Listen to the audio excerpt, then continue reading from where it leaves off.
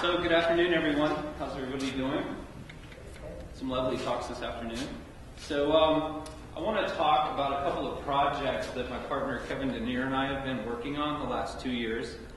We're members of the American Society of Landscape Architects, and there's an Alaska chapter. And what we've been doing is a volunteer effort entitled the Student Outreach Committee. And our main focus is to go and involve students in the built environment and try to engage them and try to get their voice to resonate in the built environment.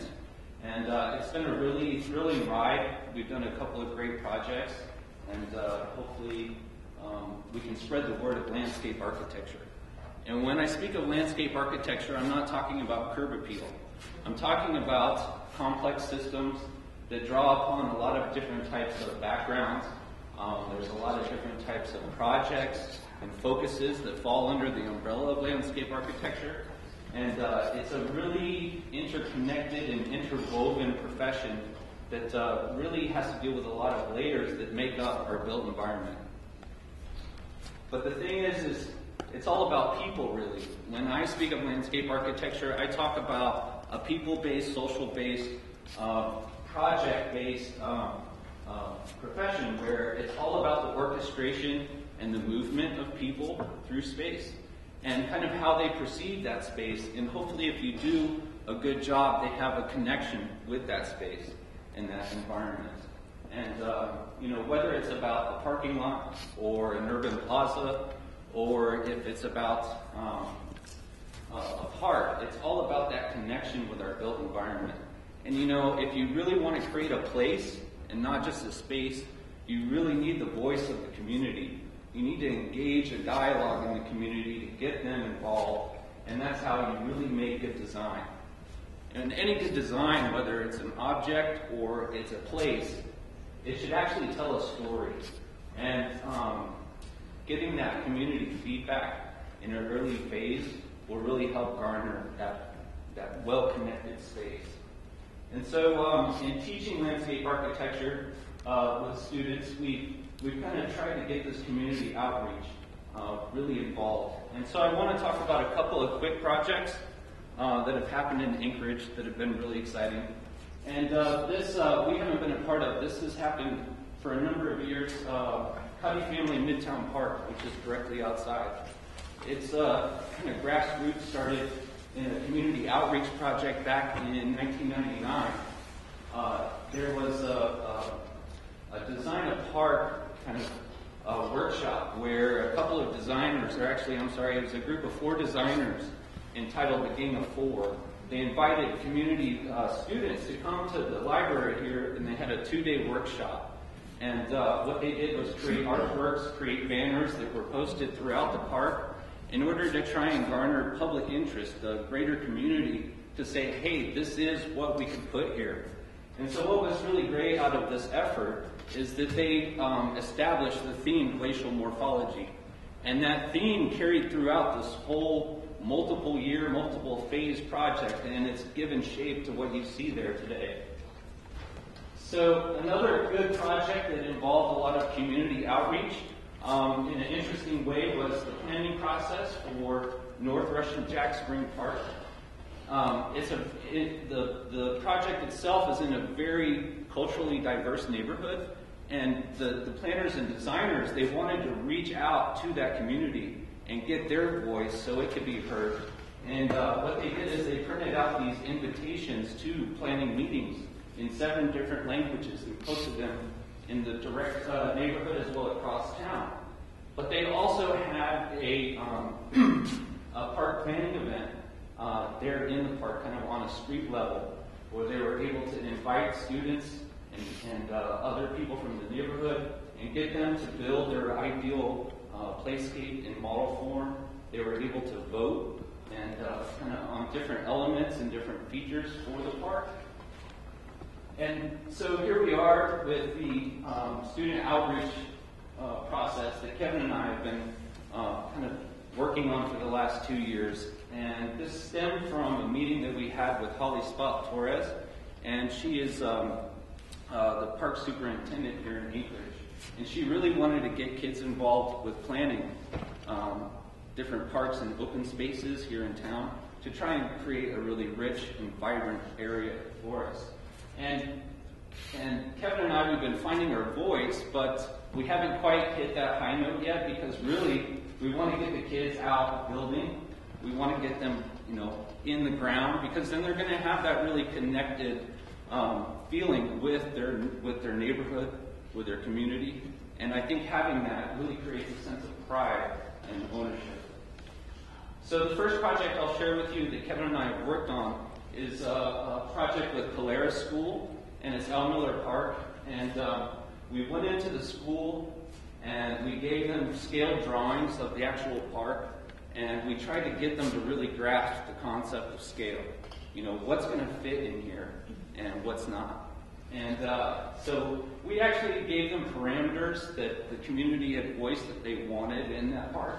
But then we also told them, dream big. Tell me what you want to see happen. What's going to make like a really fun place? And so they really came up with some great ideas. But, we like to take things out of the classroom. There's nothing like real world experience. So we took them to the site and we let them inhabit that site. And it's like when you visit a site, it talks to you and it tells you, and there's a rhythm to that site. There's boundaries and topography, and all of a sudden, they had this immense flat plane on their tables at school. And once they got there, they're like, oh my God, this place is a ditch. And so it was like, there was that real feeling like, oh my God, this is what we're dealing with.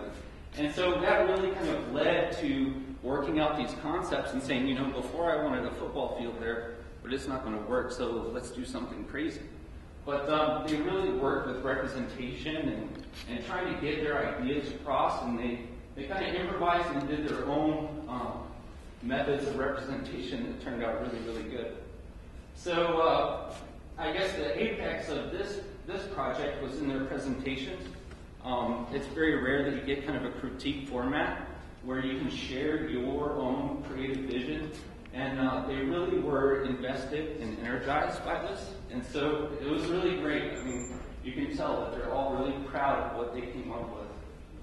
So the next project is Clark Middle School and William B. Lyons Park in Mountain View, and Kevin and I worked alongside Suzanne Little, who's a park planner for the municipality, and Cecily Williams, she's the principal at Clark Middle School.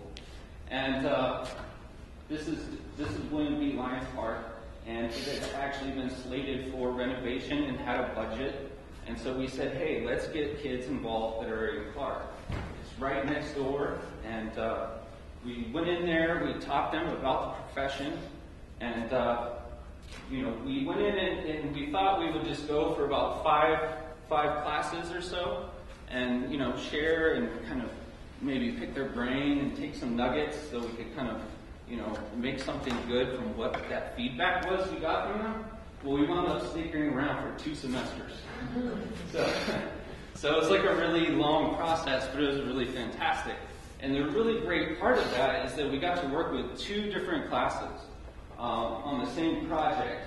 So the first class kind of worked out these kind of big ideas, the big concepts, and then we were able to hand that concept off to the next class, which went into more detail. So it's very much like the linear design process. And so here you can see some initial kind of programmatic sketches of what could be the relationships of things, how do things connect to the neighborhood and to the community, and most importantly, what's going to create a vibrant place. I mean, that's really what we're after. And this is one of the more compelling things that came out of this discussion that we had with the students. Both of these sketches are from one young boy named Philip, and his idea was for this traditional globe. Now, this was a large globe slide that you would get in one country, and you would twist and go down this convoluted slide, and you would get spit out in a whole different country, and you would learn something about that culture. And so this concept that this guy's about this tall, right? It was pretty amazing. That gave birth to the concept for the park, Global Village. And so Global Village has been our theme that we kind of tried to interweave in the whole design process. So these are early analysis, site analysis work examples where, the students, they're kind of relaying messages from their parents, from their community, but their siblings also play in this part now. And sometimes they play there themselves, and so they're really the local experts. And so trying to get to that representative in different ways is really important. And so here, this is a nice little bit.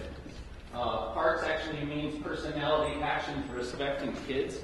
And so it's little pieces like that really carry through and inform and really motivate.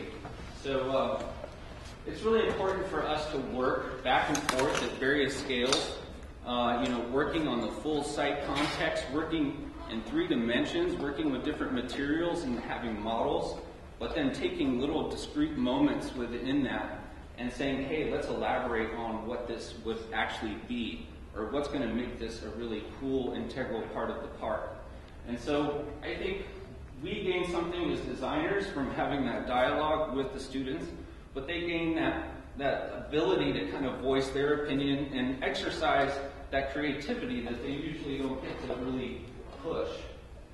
And so once we got into the world of computer-aided design, they just blew us out of the water. I mean, they really excelled at this. This is a language that they can talk, They've mastered messing around with the computer so well at such an early age. And so they were really, whereas they're not used to sketching as much, right? Freehand sketching and representing their ideas. Once we got in the computer, they could say, hey, this is actually what I've been talking about for the last 4 weeks, but you're too dense to know. So the one funny thing is, and I just want to backtrack here, we're talking about really introspective places. Nice calm places for gathering, and then also kind of more communal spaces. You don't see too much about play here, except for this great exercise there. We're talking about an amphitheater for dancing, impromptu performances. It's really a communal gathering spot. But like the Al Miller Polaris project, where the whole issue is scale, if you all will notice, there's a bouncy house there. And this is a 2-scale person. So, I don't know how they're going to get in there, but I guess they'll figure it out. But so scale's always an interesting thing. But I think taking this student outreach, not just taking it to another level and not just focusing on the classroom is a really integral part. And it's better if we don't do it. It's better if the students do it, really. And so there was a student named Jacob. He was actually involved with the very important Parks Committee. So was Heather McIntyre, the teacher, and Cecily Williams. And the very important Parks Committee is put together by the Parks and Rec Department. And they try and get feedback from the community on what's going to create a vibrant place. And the other thing that the students did is they produced a video that they shared with the whole student body and trying to get the whole community there at Clark Middle School involved in this park. And so they had a request for submissions for artwork that could eventually be put into the park. So what we have here is this collaboration on many levels. And we've been working with Parks and Recreation. We've been working with students at Clark. We've been working with the VIP committee. We've been working with other interest groups like the Boys and Girls Club. They're based out of the community center. They're at the park. And so all of these great sketches that Kevin generated, we're kind of toying with all this feedback that we're getting. And, what the kids were really excited is that, hey, they're listening to us. And this is the actual plan that Parks and Recreation has decided to move forward with. And so what's great is the kids are like, you know what, we planted those seeds, and they've been able to watch it grow through the whole process. And they're getting listened to, and what's even better is now, last fall, construction began, so now they're able to walk down the street and say, hey, I had a voice in that. I had an interest in that, and they're actually putting it together, they're actually listening to us. So, that's really great to see that. And kind of stemming that volunteer effort on multiple levels is really good. The Parks Department, they have a Park Fix-It, where they get people from the community to come and help do different parts of these parks. And here they are painting a mural that we put on a parking lot to help create these peaceful playground paths and trails that kids can travel on when there's no cars there. And the other great thing is the teacher actually got out of the classroom and started busting up and demoing some fences. So it's always good to see this involvement in the community. Mark Lester with the Anchorage Daily News, he came and visited the class, and he wrote this short story about his visit and what the students were doing. And what's great is the student was responding to other comments on there, and that she said that I'm taking pride in this now because she was involved. And so she's going that extra effort in trying to voice her opinion and respond to other people that have questions in a different dialogue. So that's really great.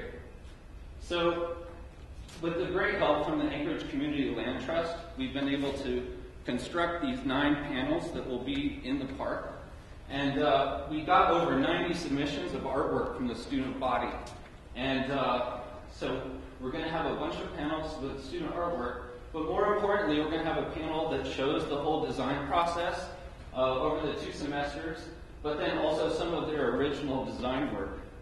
And so I think one of the big things to take away from this is that these permanent panels are going to serve as a constant reminder that basically their voice in the community and your voice can be heard and can actually give shape to the world around you.